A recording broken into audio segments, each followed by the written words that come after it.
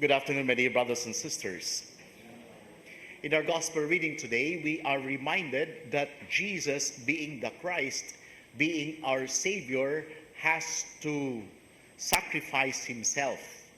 Being the Savior, the Messiah, he has to save all mankind and to submit his will to the Father, even to the point of death. And why does Jesus have to go to Jerusalem and suffer and die? Precisely because of love. My dear brothers and sisters, it's easy for us to say nowadays, I love you. Sayon-sayonon ra gyud.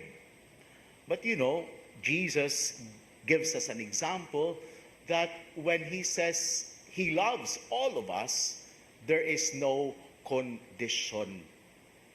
But on our sake, our love, our service, our being good is conditional. What are the words that are conditional? 3 things. Number 1, if. I-F. Letter F. If. If means that there's a certain kind of uncertainty. If only I knew. If only you told me. Sa Binisaya pa, o sa may Binisaya sa if. Kung imo pa kong gisultian, muadto ta ko.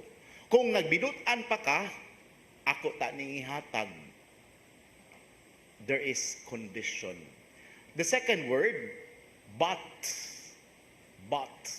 But means that there is a positive proposition and you turn to say the contrary. Nindot unta mo simba, pero uwan man. Nindot man unta nga magrosaryo, pero giduka mangko. There is a certain kind of good intention, but in the end, you try to change and do what is contrary. Common kay na nato. But giingon, good intentions are not enough. Ang uban pa kanang giingon, intro voice na ba, kutobras introduction, di yun mo tiwas. Sa atong kaluwasan, dili man na kutobras intention. Ang importante ang paglahutay. And third is the word as long as. As long as you give me this, then I'll be a good wife to you. As long as you study your lessons, then I will give what you want. Sa Binisaya pa, kung sa may Binisaya sa as long as, basta. Basta magbinutan ka, palitanti ka. Basta mutuman ka sa akong gusto, mutuman pug ko sa imong gipangayo.